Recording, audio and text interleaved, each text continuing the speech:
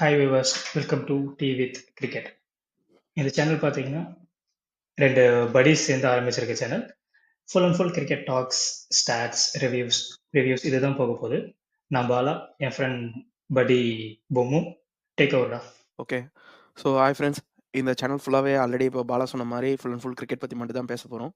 இப்போ இது ஐபிஎல் சீசன்றதுனால இந்த டைம்லேருந்து நாங்கள் ஆரம்பிச்சிருக்கோம். ஸோ ஃபஸ்ட்டு டீமாக நாங்கள் எடுக்கிறது நம்ம எல்லாருக்கும் பிடிச்ச மாதிரி சிஎஸ்கே பற்றி தான் பேசுகிறோம். ஸோ இந்த சிஎஸ்கேல ஆல்ரெடி 25 பீப்புள்ஸ் எடுத்திருக்கிறாங்க. இந்த 25லேருந்து ப்ராபபிள் 12 வித் இம்பேக்ட் பிளேயரோட யார் யார் இருப்பாங்க அப்படின்றது எங்களோட அனலைஸ் பண்ணி நாங்கள் சொல்கிறோம். ஸோ இதை நாங்கள் வந்து 3 ஆர்டராக பிரிக்கிறோம். Top order, middle order and tail enter batsmen. Top ஆர்டரில் இருக்கிறது Ruturaj, Conway and Rachin and Tripathi. இந்த 4 பேர்ல யாரு ப்ரிஃபரபிளா டாப் 3ல இருப்பாங்கன்றத இப்போ பாலா சொல்லுவார். ஃபர்ஸ்ட் 3 பேட்ஸ்மேன் தான் நம்ம மோஸ்ட்டாக டாப் ஆர்டர்னு கன்சிடர் பண்ணுறோம். ருட்டு, கான்வே ஆர் ரச்சின், திரிபாதி இவங்க 4 பேர் தான் டாப் ஆர்டர் இருக்க போகிறாங்க. இந்த டீமை நம்ம 2 டீமாக தனியாக பிரிச்சுக்க முடியும். ஒன்று, நம்ம ரச்சின் ஆடுறோம்னா ஒரு ப்ராபபிள் 11 வரும். நம்ம ரச்சின் ஆடலை அப்படின்னா இன்னொரு ப்ராபபிள் 11 வரும். பட் எந்த 2 கோர்சஸ்லையுமே நம்ம ரச்சினை ஓப்பனிங் இருக்க முடியாத ஒரு சுச்சுவேஷன்ல இருக்கு. ஏன்னா இதுக்கு முன்னாடி ஆன மேட்சஸாக இருக்கட்டும், எல்லாத்துலேயும் சிஎஸ்கே கான்வேவை தான் ப்ரிஃபர் பண்ணியிருக்காங்க. 2023 சீசனாக இருக்கட்டும், அப்போ கான்வே இவங்களோட ரேம்போ நல்லா இருந்தது. 600+ ரன்ஸ் அடிச்சிருந்தாங்க 2 பேரும். ஸோ தட் அந்த ஓப்பனர் தான் ஸ்டார்ட் ஆகும் அப்படின்னு நான் நினைக்கிறேன். ஸோ தட் ருட்டு, கான்வே இவங்க 2 பேர் தான் ஓப்பனிங். 1 டவுன் ரச்சின் ஆடுனா நமக்கு இன்னொரு ஃபாரினர் ஸ்டார்ட் போயிடும். ஸோ அந்த மாதிரி கொண்டு போகிறோமா, இல்லை நம்ம ட்ரிபாட்டி ஒன்று நடக்கிறோமாங்கிறது நெக்ஸ்ட் கொஸ்டின். ஓகே. ஆனால் என்னை பொறுத்தவரை என்னென்னா பாலா, இப்போ ருத்து ப்ரிஃபரபிள் கேப்டன் அண்ட் ஓப்பனோட பேட்ஸ்மேன். கான்வேக்கு ரீசெண்ட் டைமில் அவரோட ஃபார்ம் வந்து டிப் ஆயிருக்கு. ஸோ அதனால தான் சாம்பியன்ஸ் ட்ராஃபிலையும் அவரை பெஞ்ச் பண்ணிவிட்டு ரச்சினை எடுத்துகிட்டு வந்தாங்க. ரச்சினை எடுத்துகிட்டு வந்ததுலேருந்து செஞ்சுரி. அண்ட் ரச்சினோட ஃபார்ம் ரெட் ஆட்டில் இருக்குது. ஸோ அதை நம்ம யூட்டிலைஸ் பண்ணிக்கிறது சிஎஸ்கேக்கு பெஸ்ட்டாக இருக்கும். ஃபார்மேட் வேறு தான். ஓடிஐ ஃபார்மேட்டுக்கும் T20க்கும் டிஃப்ரெண்ட்டாக இருக்கும். பட் இதுக்கு முன்னாடி தான் இந்த T20 சீரீஸுமே எடுத்து செக் பண்ணி பார்த்தா ரச்சினோட ஃபார்ம் நல்லாவே இருந்திருக்கு. அண்ட் மோர் ஓவர் லாஸ்ட் சீசனுக்கு இந்த சீசன் ரச்சின் வந்து அவரோட ஹிட்டிங் எபிலிட்டிலாம் த்ரூ அவுட் சூப்பராக இருந்திருக்குது. ஸோ எனக்கு தெரிஞ்சு மோஸ்ட் ப்ரிஃபரபிளாக அவரை பெஞ்சில் உட்கார வைக்க மாட்டாங்க தான் நினைக்கிறேன். ரச்சினோட போகிறது தான் பெஸ்ட்டாக இருக்கும்னு தோணுது. Ruthu, Conway, Ruthu, Rachin with 1 down of Tripathi. இதோட டாப் ஆர்டர் முடியுது. நெக்ஸ்ட் மிடில் ஆர்டர் போயிடும். ஸோ மிடில் ஆர்டர் போக ஆரம்பித்தா மிடில் ஆர்டர்னால நமக்கு நிறையா சாய்ஸஸ் இருக்குது. பட் அதில் ஸ்டார்டிங் வித் பார்த்தீங்கன்னா சிவம் தூபே நம்ம சொல்லுவோம். சிவம் தூபேயோட ப்ரிஃபரன்ஸ் வந்து ஸ்பின் ஹிட்டிங்க்கு பேஸ் பண்ணி தான் போயிட்டுருக்கு. ஸோ டாப்பில் விக்கெட் விழலை, டாப் ஆர்டரில் விக்கெட் விழலை, ஸ்டார்டிங் ஒரு 80 ரன்ஸ் 90 ரன்ஸ் மேலே ஓப்பனிங் பார்ட்னர்ஷிப்பே வந்துடுச்சுன்னா உடனே சிவம் தூபேவை இறக்க வேண்டியது அவசியம் இல்லை. லைக் இந்த 13th ஓவருக்கு மேலே ஸ்பின்னர்ஸ் வந்துட்டா அப்போ சிவம் தூபே கொண்டு வந்தால் ஸ்பின்னை வந்து டேக்கிள் பண்ணி அவரை ஹிட் அடிக்கிறதுனால 4th டவுனில் இறங்கலாம்.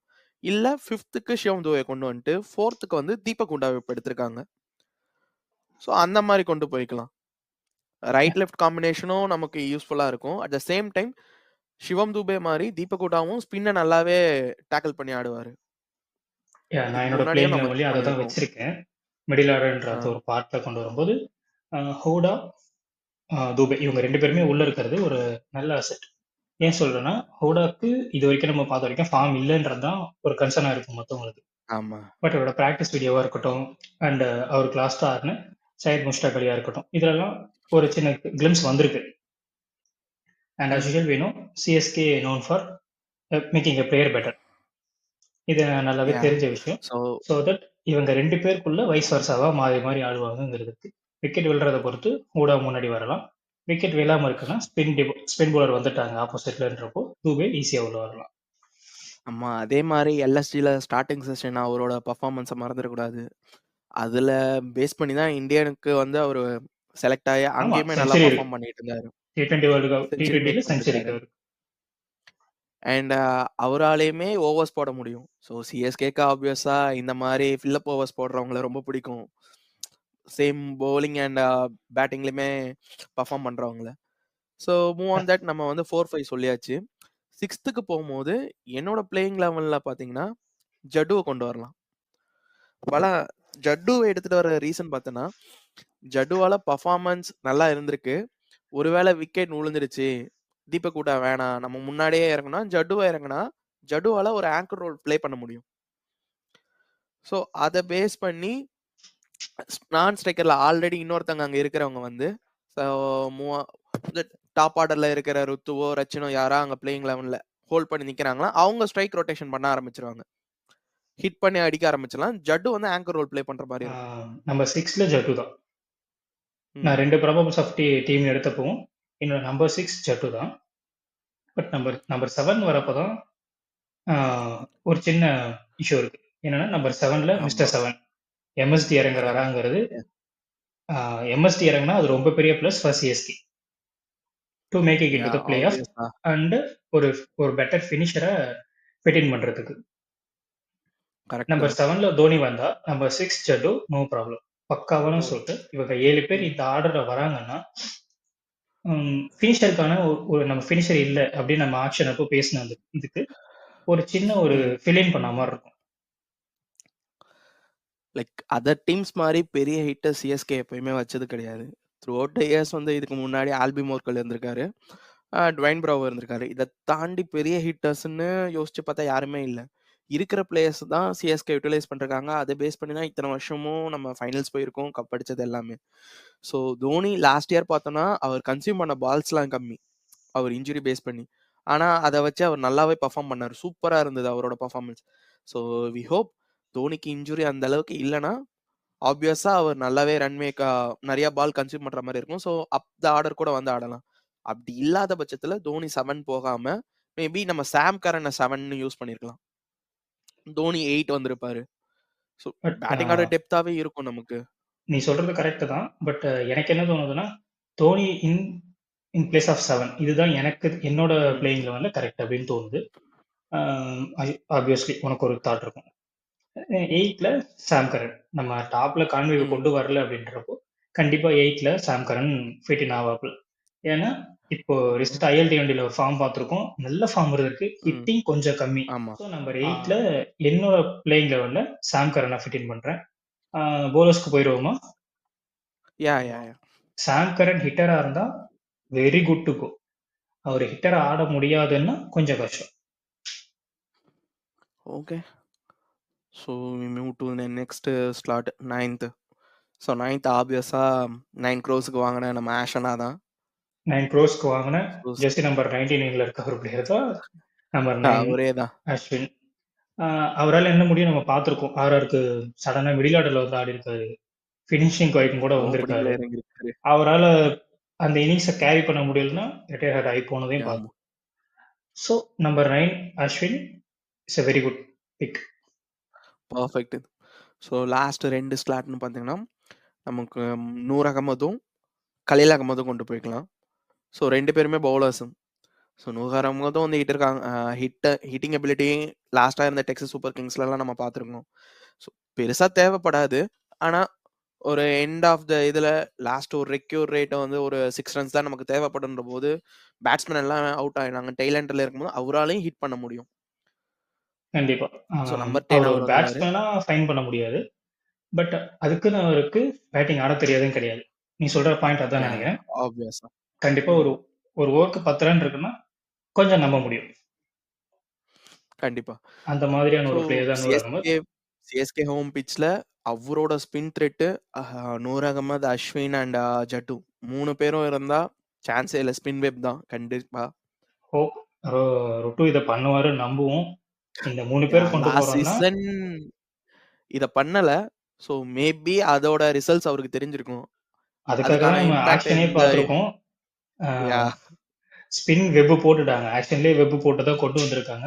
அதை யூட்டிலைஸ் பண்ணலைன்னா அது பெரிய பிளண்டர் ஆயிடும். ஸோ கண்டிப்பா யூட்டிலைஸ் பண்ணுவாங்கன்னு நம்புவோம். அண்ட் லீடர்ஷிப் குரூப்பும் பெட்டராகவே இருக்கு.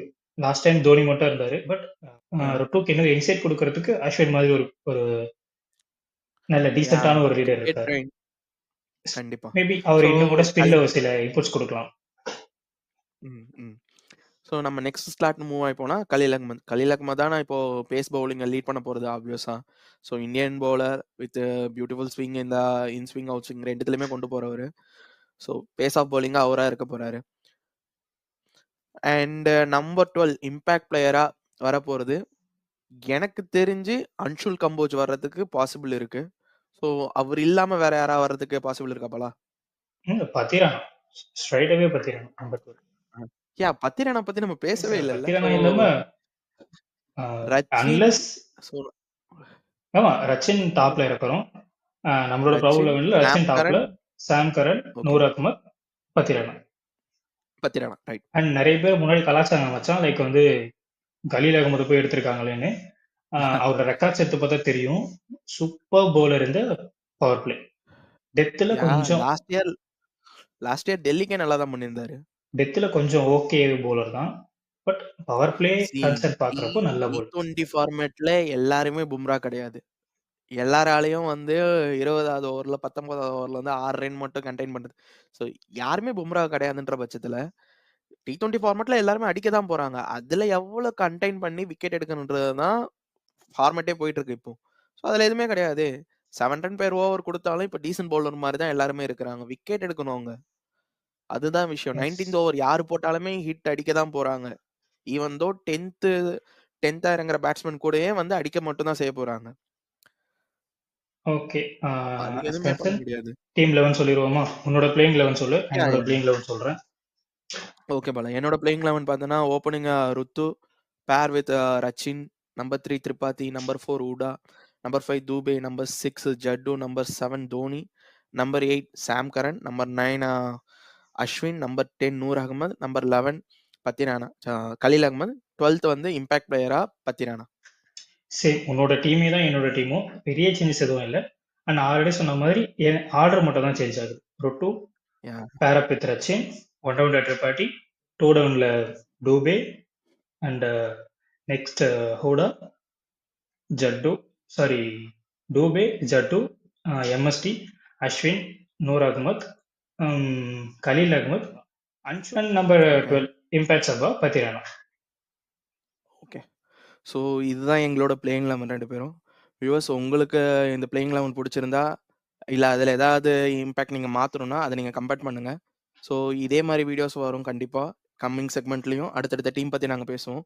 ஸோ முடிஞ்ச அளவுக்கு லைக்ஸ் பண்ணுங்கள். இதே மாதிரி லைக் உங்கள் ஃபேமிலி அண்ட் ஃப்ரெண்ட்ஸுக்கு கிரிக்கெட் பற்றி அதிகமாக பேசணும்னா அந்த மாதிரி பர்சன்ஸ்க்கு ஷேர் பண்ணுங்கள் அண்ட் கமெண்ட் பண்ணுங்கள். ஆல்ரெடி பொம்மு சொன்ன மாதிரி நாங்கள் 2 பேரும் ஃப்ரெண்ட்ஸ் தான். நாங்கள் நேரில் என்ன பேசிப்போம் மேட்சை பற்றி அதை வீடியோவாக போடுவோம். இங்கே நிறைய அனலிஸ்ட் இருக்காங்க. அவங்கள மாதிரி ஸ்டாட்ஸை கொண்டு அடுக்க வேணாம். ஜஸ்ட் 2 ஃப்ரெண்ட்ஸ் என்ன பேசிப்பாங்களோ அதை பேசுறதுக்கு தான் இந்த சேனல். உங்களுக்கு ஏதாவது கமெண்ட்ஸ் இருக்கு, நீங்க தப்பா சொல்லிருக்கீங்க, கரெக்டா சொல்லிருக்கீங்க, இல்லை எந்த மாதிரி சொல்லலாம், அந்த மாதிரினா தாராளமா சொல்லுங்க, கமெண்ட்ஸ்ல சொல்லுங்க. உங்களோட கிரிக்கெட் பார்க்கக்கூடிய ஃப்ரெண்ட்ஸ் இல்லை அனலிஸ்ட் கேட்கக்கூடிய ஒரு நல்ல ஃப்ரெண்டுக்கு எங்க சேனலை ஷேர் பண்ணீங்கன்னா அது ரொம்ப பெரிய தேங்க்ஃபுல்லா இருக்கும். And end of the segment கடைசியாக ஒரு கொஸ்டின். சிஎஸ்கே எங்க ஃபினிஷ் பண்ணணும்னு உங்களுக்கு தோணுது? உங்களுக்கு இல்லை மச்சான், நீ சொல்றேன். உனக்கு சிஎஸ்கே டேபிள் எங்க ஃபினிஷ் பண்ணும், பிளே ஆஃப் போகும்னு என்ன மாதிரி தோணுது? ஸோ லாஸ்ட் இயருக்கு இந்த இயர் ரொம்பவே பெட்டராக இருந்திருக்கு. பட் இப்போதைக்கு லாஸ்ட் இயரை வச்சு மட்டும் தான் நம்மளால கம்பேர் பண்ண முடியும். இன்னும் எந்த மேட்சஸும் ஆடலை. ஸோ ஆப்வியஸாக என்னோட தாட் நம்பர் 4க்கு காம்படிட் பண்ணுவாங்கன்னு இருக்கு. நம்பர் 4க்கு நிறைய டீம் காம்படிட் பண்ணுது. அதில் சிஎஸ்கேவும் ஒன்றா இருக்கும்னு தான் எனக்கு தோணுது. எனக்கும் அதேதான். என்னோட ஒரே ஒரு கன்சர்ன் நம்பர் 7ல தோனி வர்றது. ஃபினிஷிங் இல்லாத ஒரு டீமா இருக்கு. நம்ம ஆல்ரெடி பார்த்துட்டோம். நம்ம ஃபியூச்சர்ல பேச போற ஒரு டீம் 300 ரன் அடிக்காம விட மாட்டாங்கன்ற மாதிரி இருக்காங்க வர சீசன்ல. ஸோ அங்கெல்லாம் போய் நம்ம சேஸ் பண்ணணும்னா ஃபினிஷர், நல்ல ஃபினிஷர் வேணும். அதை மட்டும் சின்ன ஒரு குறை, ஃபினிஷர் இல்லைன்னு சொல்ல மாட்டேன், கண்டிப்பா இருக்காங்க. ஒரு சின்ன குறை, எம்எஸ்டி நம்பர் 7க்கு வராருன்னா சாம் கரன், அஸ்வினை வச்சு கண்டிப்பா க்ளோஸ் அவுட் பண்ண முடியும் ஈஸியா. Let's hope. என்னோட பாயிண்ட் அதுதான். டாப் 2ல முடிக்கும்போதுனா கொஞ்சம் கஷ்டம் தான். ஏன்னா இதை விட இந்த ஹெவிவெயிட்ஸ் டீம்ஸ் இருக்கு ஆன் த பேப்பர். இது எதுவுமே ப்ராபபிள் லெவல் என்ன இருக்கோ அதை பத்தி மட்டும் பேசணும், முந்தின சீசன் என்ன பண்ணிருக்காங்கன்னு. அதை பார்க்கும்போது இன்னும் 2 டீம் நல்ல வெயிட்டா தெரியுறாங்க டாப் 2க்கு. So Chennai 3rd or 4th முடிக்கிற ஒரு 4 டீம் இருக்காங்க சட்டை போடுற டீம்ஸ். அவங்க கூட கண்டிப்பா இருப்பாங்க. டேபிள்ல முடிக்கவும் நல்ல நல்ல சான்ஸ் இருக்கு. ரேட்டிங் அப்படின்னு பார்த்தோம்னா 7.5. யா 7 என்னோட rating. Okay okay guys, see you in the next video. Next யாரை பத்தி போடலாம் கமெண்ட் பண்ணுங்க. Thank you so much. தேங்க்யூ. மறக்காம சர்ப்ரைஸ் பண்ணுங்க. தேங்க்யூ.